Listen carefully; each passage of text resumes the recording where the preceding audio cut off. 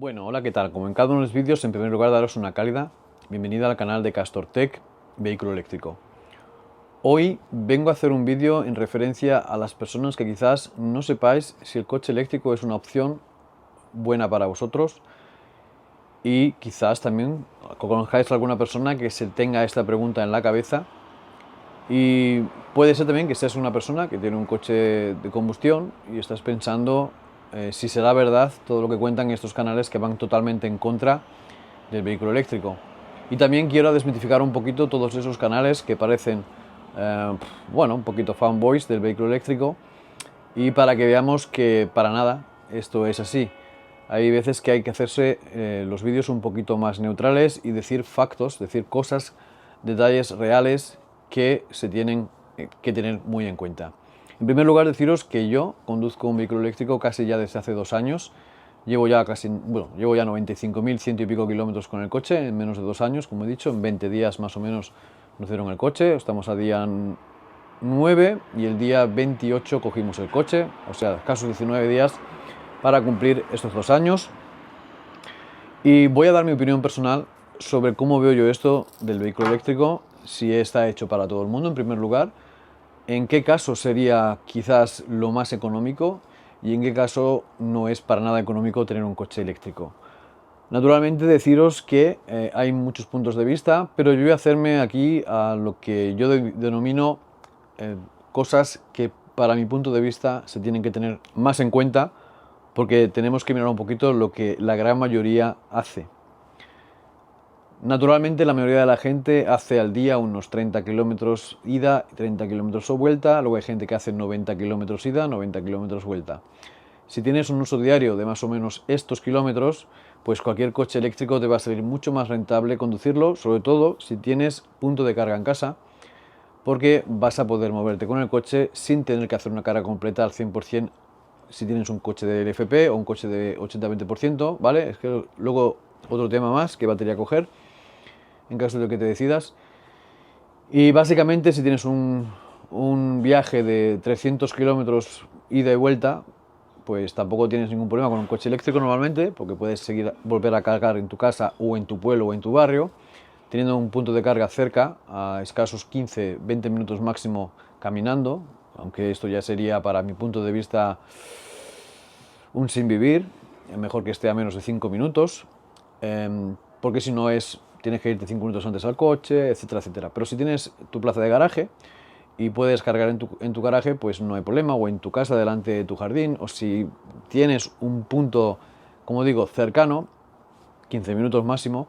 pues seguramente no hay nada más rentable y más cómodo que un coche eléctrico, puesto que vas a ahorrar dinero en lo que gastas de energía. Si eres un viajante y hace pues hasta 800 kilómetros diarios y te compras un coche que tenga una batería grande, o sea, no un coche para ciudad, que sería estipulado entre 28 y 45 kilovatios de batería, estos coches para trayectos cortos, para no salir de la ciudad, máximo de vez en cuando una salida al campo, que te dé para los kilómetros para ir y venir, es decir, que no esté a más de 150 kilómetros de tu casa para poder volver de vuelta. Pues no hay ningún problema, pero si estás pensando en hacer viajes largos, como por ejemplo, yo que sé, un Madrid-Barcelona, pues ya vas a tener que tener un coche con mayor autonomía y tienes que pensar si te gusta perder 2 veces 20 minutos o una vez 40 minutos para la carga en el medio del viaje. Si te va bien, porque lo puedes concordar con lo que sería una comida, una cena, un desayuno o una merienda, pues en este caso sigue siendo muy viable, pensando que tienes que también que cargar en destino, porque si no, no puede volver de vuelta, y te va a seguir saliendo más barato que un coche de gasolina o diésel. En el momento en el que ya haces viajes de más de 800 kilómetros ida y 800 kilómetros vuelta, o sea, superando esa barrera, seguramente lo más económico te va a ser un coche diésel o un coche de gasolina, puesto que vas a poder hacer el trayecto sencillamente en un trozo y vas a poder volver de vuelta. Y la gasolina te va a salir más o menos el mismo precio que te ha costado el ir y venir con el coche de eléctrico, sobre todo si no tienes cargadores de bajo coste. Si tienes un Tesla, vas a seguir ahorrando con el Tesla que tú tengas, puesto que los precios de Tesla son muy competitivos, pero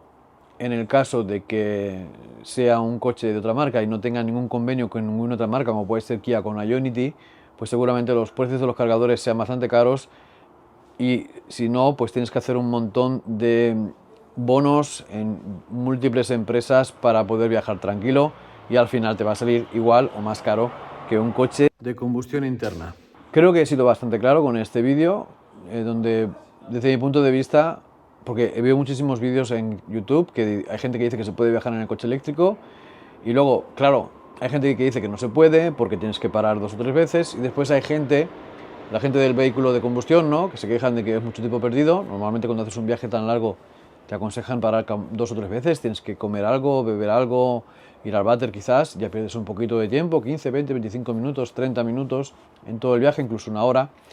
Y en el coche eléctrico pues tienes que parar sí o sí y tienes que hacer las paradas. Si no te importa nada hacer estas paradas, porque por ejemplo yo soy una persona que me gusta parar cada 2 horas y hacerme una bajada del coche durante 15-20 minutos, estirar los músculos, saltar un poquito, etcétera, entonces en ese caso no tienes ningún problema, porque es una habitud que tienes de conducción. Pero si es una persona que va siempre, por ejemplo, acompañado y cambia ese rápidamente para seguir el camino, pues aquí con el coche eléctrico esto no es tan eficiente, puesto que vas a perder siempre el tiempo de carga. También hay mucha gente que dice que se puede viajar y hace 25 paradas en 800 kilómetros. No se puede hacer esta clase de comentarios de que se puede viajar. Se puede viajar, pero ¿a qué coste? Y yo pienso que sí, se puede perder un poquito de tiempo, pero tampoco mucho. De todas maneras, da igual el viaje que hagas, a partir de 800 kilómetros, mínimo una hora te vas. Cada 1000 kilómetros pierdes una hora en relación con el coche de gasolina o diésel. Sobre todo por esto que os he dicho, de que con el coche de gasolina o diésel puedes bajar, cambiar de conductor, o sencillamente bajar, ir al váter y seguir, porque no tienes que reapostar. En el coche de eléctrico pues tienes que repostar como máximo cada 450 kilómetros si tienes un long range. Si está bien la carretera y no hay, bueno, con buenas condiciones,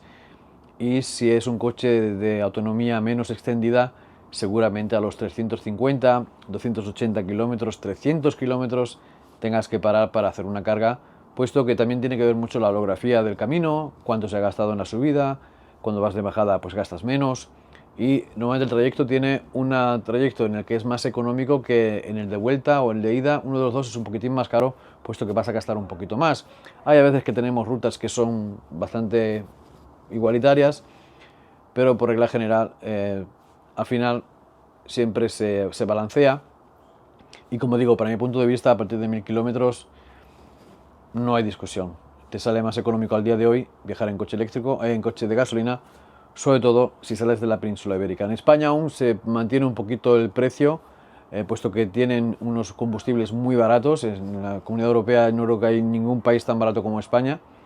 pero si vas a Francia o vas a Alemania, incluso a partir de 1000 kilómetros te sigue siendo por energía más rentable el coche eléctrico, pero el problema que veo yo aquí es el tiempo que pierdes. Y como digo, si viajas en un coche no Tesla, te puede valer la carga 1,05 €, 1,06 € el kilovatio hora, y en Tesla pues puedes hacer cargas por 39, 42, 45 céntimos de euro, y en estos homólogos que hay como Ionity pues 79 céntimos de euro. Y luego hay empresas como Total Energies y etcétera, que si no tienes una contrata con estas empresas te puede costar 1 € incluso el kilovatio hora, y además te cobran el iniciar la carga y cada 5 o 10 minutos también por tener el coche aparcado. O sea, hay países en los que incluso te cobran el aparcamiento por estar cargando. Es una cosa que es, en teoría, un poquito cara, pero es verdad que hay sitios en los que los aparcamientos se tienen que pagar. Entonces, si tienes que aparcar, para aparcar tienes que pagar, es normal que en esa plaza de aparcamiento, pese a que tengas que estar cargando, también tengas que pagar el coste del parking. Y es una cosa que cada vez se ve más. Y creo que estas son informaciones que tienes que tener en cuenta antes de saber si te conviene o no un vehículo eléctrico.